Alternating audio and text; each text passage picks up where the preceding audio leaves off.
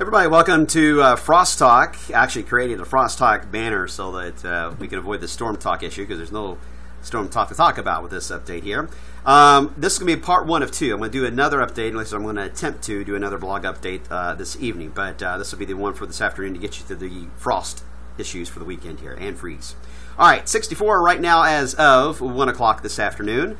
Not bad. I mean, it's clear. Got a few clouds towards Cincinnati, but it's just breezy outside. I mean, you've got a current wind gust of 23 miles per hour, and it's a chilly wind. So the sun, if you're in the sun, you're okay. Once you get into the shade, you're going to feel that chill outside. Behind the front, you can definitely see where the numbers drop off. I mean, International Falls right now is 37 degrees, 50 in Chicagoland, and 51 in Des Moines. So that cool core of the air is not here yet. It's almost here. It's waiting for us. It's up here just to the northwest of us, on the eastern side of the high pressure that is now aiming itself right into Kentucky, and it'll arrive here tomorrow. So as that cold core moves in, that's where you're going to notice the biggest difference in the temperature, and that is when we run into problems with frost and freeze conditions. First off, for later tonight and into Saturday morning.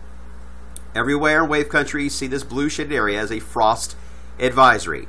Purple shaded is a freeze watch. Indianapolis controls you guys in the northern tier. That's why they have you under a freeze watch.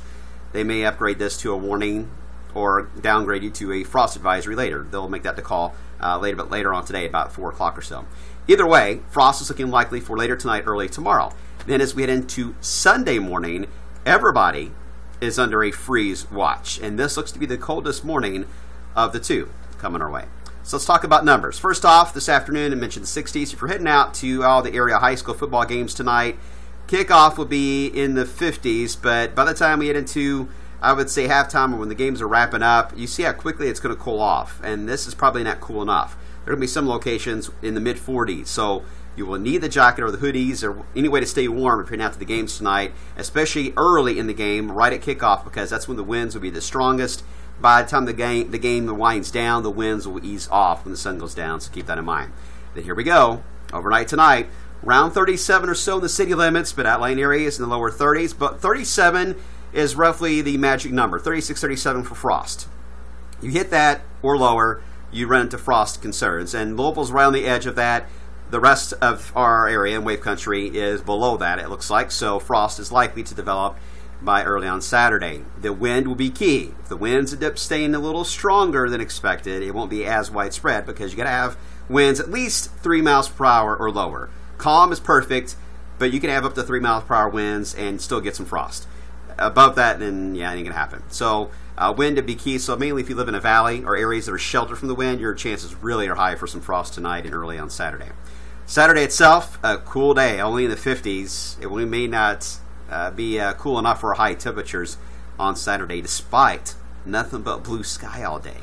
And then as we head into Sunday morning, that's the coldest morning here in the city. We are we'll have to see how the urbanized area will react here to the cool air mass. Right now we're thinking 36 within the Watterson Expressway. We may have to lower that to about 34, 35.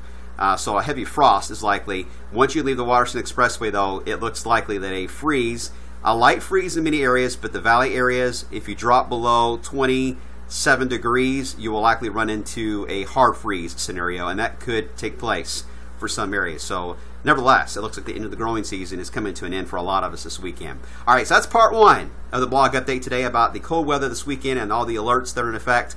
Part two will focus on what's coming our way after all of this moves out of here. Stay tuned for that later on.